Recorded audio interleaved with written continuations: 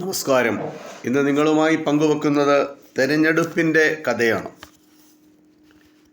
Demos എന്നാൽ ജനം, Kratos അധികാരം എന്നീ രണ്ട് ഗ്രീക്ക് വാക്കുകൾ ചേർന്നതാണ് ഡെമോക്രസി എന്ന വാക്ക്.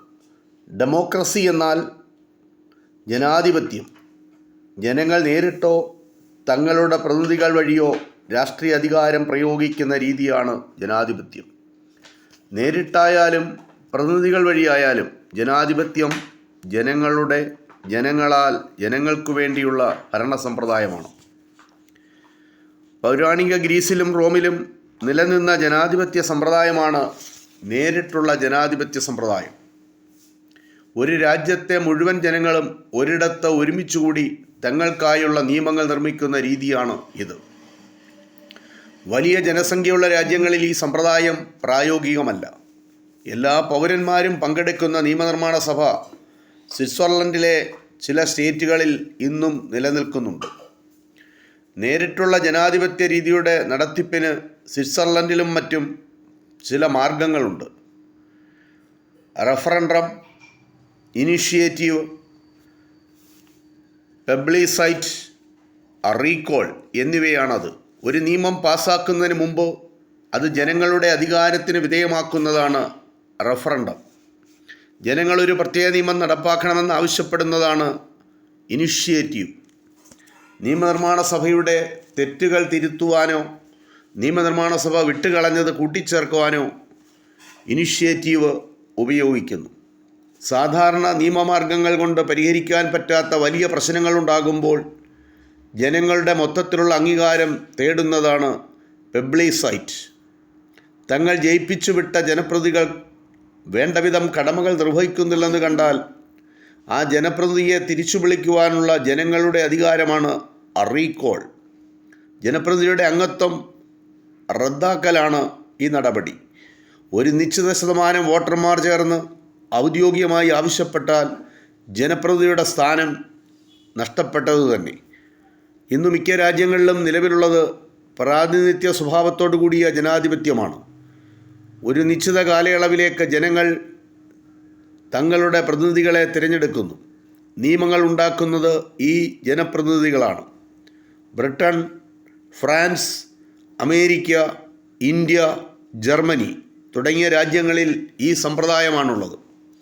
ജനങ്ങൾ തിരഞ്ഞെടുക്കുന്ന പ്രതിനിധികൾ സമ്മേളിച്ച് അതിൽ നിന്നൊരാളെ തങ്ങളുടെ നേതാവായി തിരഞ്ഞെടുക്കും. അദ്ദേഹത്തെ രാഷ്ട്രത്തലവനായ പ്രസിഡൻറ്റോ രാജാവോ മന്ത്രിസഭയുണ്ടാക്കാൻ ക്ഷണിക്കുന്നു. ആ നേതാവായിരിക്കും ഭരണകൂടത്തിൻ്റെ തലവൻ, അതായത് പ്രധാനമന്ത്രി. പ്രധാനമന്ത്രിയാണ് മന്ത്രിസഭാംഗങ്ങളെ നിശ്ചയിക്കുന്നത്. ഇംഗ്ലണ്ടിലും സ്പെയിനിലും ജപ്പാനിലും മറ്റു ചില രാജ്യങ്ങളിലും ജനാധിപത്യമാണ് നിലവിലുള്ളതെങ്കിലും രാഷ്ട്രത്തലവൻ രാജാവോ രാജ്ഞിയോ ആയിരിക്കും.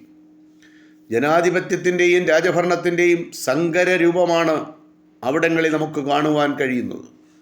ഇന്ത്യയിൽ രാഷ്ട്രപതിയാണ് രാജ്യത്തിൻ്റെ പരമാധികാരിയും തലവനും. ഇംഗ്ലണ്ടിലും മറ്റും രാജാവോ രാജ്ഞിയോ പാരമ്പര്യമായ ഒരു കുടുംബത്തിൽ നിന്നുള്ളവരാണ്. എന്നാൽ ഇന്ത്യയിൽ രാഷ്ട്രത്തലവനും ഒരർത്ഥത്തിൽ ജനപ്രതിനിധി തന്നെ ആണ്.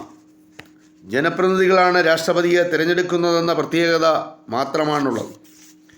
അമേരിക്കയിൽ ജനങ്ങൾ നേരിട്ട് തന്നെയാണ് പ്രസിഡന്റിനെ തിരഞ്ഞെടുക്കുന്നത്. പ്രധാനമന്ത്രിയല്ല, പ്രസിഡന്റാണ് അമേരിക്കയിലെ ഭരണത്തലവൻ. നിയമനിർമ്മാണ സഭയിലേക്കുള്ള കേവലം ഒരു പ്രതിനിധി എന്ന നിലയിലല്ല പ്രസിഡന്റ് സ്ഥാനാർത്ഥിക്ക് തന്നെയാണ് ജനങ്ങൾ വോട്ട് ചെയ്യുന്നത്.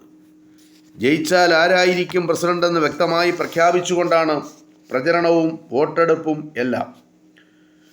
അതിൻ്റെ കൂടെ വൈസ് പ്രസിഡന്റ് സ്ഥാനാർത്ഥിയും രംഗത്തുണ്ടാവും. ഓരോ പാർട്ടിയും ആയിരക്കണക്കിന് പാർട്ടി പ്രവർത്തകർ പങ്കെടുക്കുന്ന കൺവെൻഷനുകൾ നടത്തി തങ്ങളുടെ പ്രസിഡന്റ് സ്ഥാനാർത്ഥിയെ നിശ്ചയിക്കുന്നു. പിന്നീട് അദ്ദേഹത്തിൻ്റെ നേതൃത്വത്തിലാണ് പോരാട്ടം. ഒരു പാർട്ടിയുടെ പ്രസിഡന്റ് സ്ഥാനാർത്ഥി ജയിച്ച് അതോടൊപ്പം തന്നെ വൈസ് പ്രസിഡന്റും വരുന്നതിന് അവിടെ മത്സരം ഒന്നിച്ചു തന്നെയാണ്. ഒരൊറ്റ വോട്ട് ചെയ്താൽ പ്രസിഡന്റും വൈസ് പ്രസിഡന്റും തിരഞ്ഞെടുക്കപ്പെടും. തങ്ങൾ നേരിട്ട് വോട്ട് ചെയ്ത് തിരഞ്ഞെടുക്കുന്ന പ്രസിഡന്റും വൈസ് പ്രസിഡന്റിനുമാണ് രാജ്യം ഭരിക്കുന്നതെന്ന അഭിമാനം അമേരിക്കക്കാർക്ക് അപ്പോൾ ഉണ്ടാകും. ഇന്ത്യയിലും മറ്റും പ്രസിഡന്റിൻ്റെ തിരഞ്ഞെടുപ്പിൽ ജനങ്ങൾക്ക് നേരിട്ട് പങ്കില്ല. രാഷ്ട്രീയ പാർട്ടികൾ ഭൂരിപക്ഷ വോട്ടിൻ്റെ അടിസ്ഥാനത്തിൽ തിരഞ്ഞെടുക്കുന്ന വ്യക്തിയെ പ്രസിഡന്റായി ജനങ്ങൾ അംഗീകരിക്കുന്നു.